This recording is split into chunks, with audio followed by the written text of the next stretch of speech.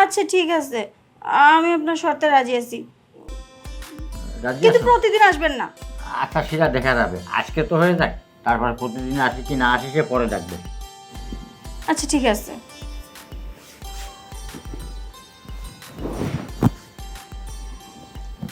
এই তো লক্ষ্মী মেয়ের মতন কাম করলে, এই তো।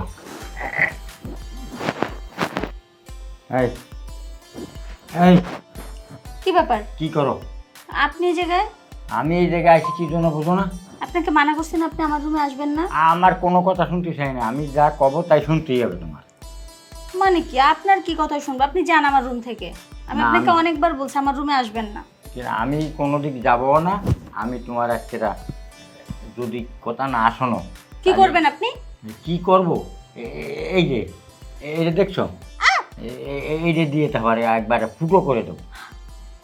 আরে আপনি এটা নিয়ে আসছেন কিসের জন্য?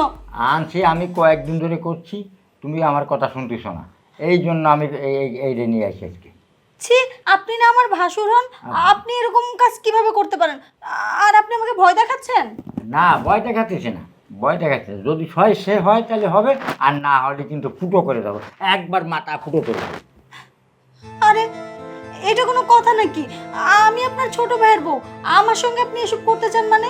আমার কথা শোনো, ছোট ভাই বউ ঠিকই আছে, কিন্তু আমার মনে চাইছে তোমার সাথে আমি মিলামেশা করবো।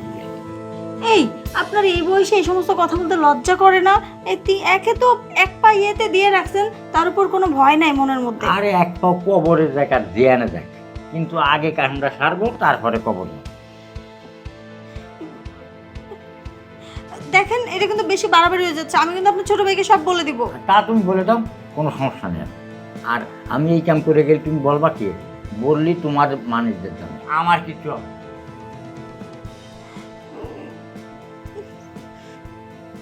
কি ছয় রাজি হবা না জোর করে করবো? আচ্ছা ঠিক আছে, আপনি এটা সরান। আচ্ছা আমি সরাই ছুঁয়ে দিলাম, এই থাকলো। তবে আরেকটা কথা, কোন?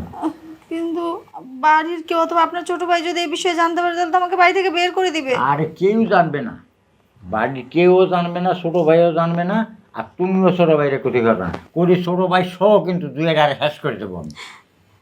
না না, আমি কেন বলবো? আমি কিচ্ছু বলবো না, কিচ্ছু বলবো না। ইয়ে, যদি কিছু না বলো তাহলে ঠিকঠাক হয়ে ভিডিও।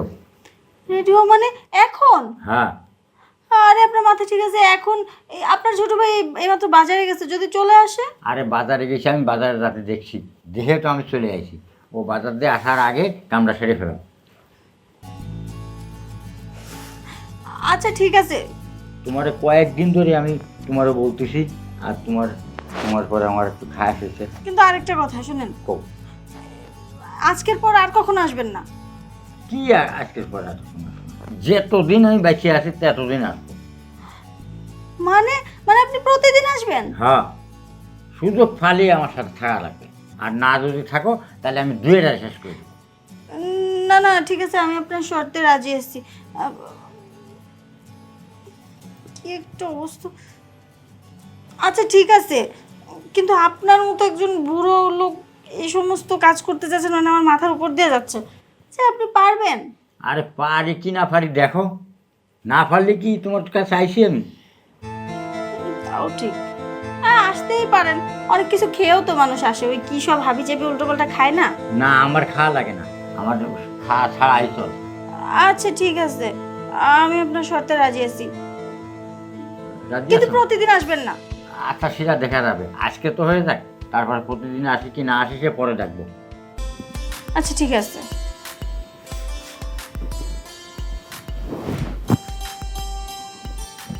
এই তো লক্ষ্মী মেয়ের মতন কাম করলে, এই তো।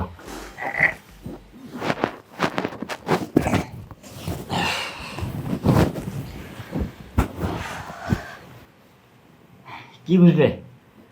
এত বোঝাবুঝির দরকার নেই, আপনি এখন যান। না বুঝলেটা কি? বুঝলাম আপনি অনেক বেশি পারেন, যান। হ্যাঁ, এই তো।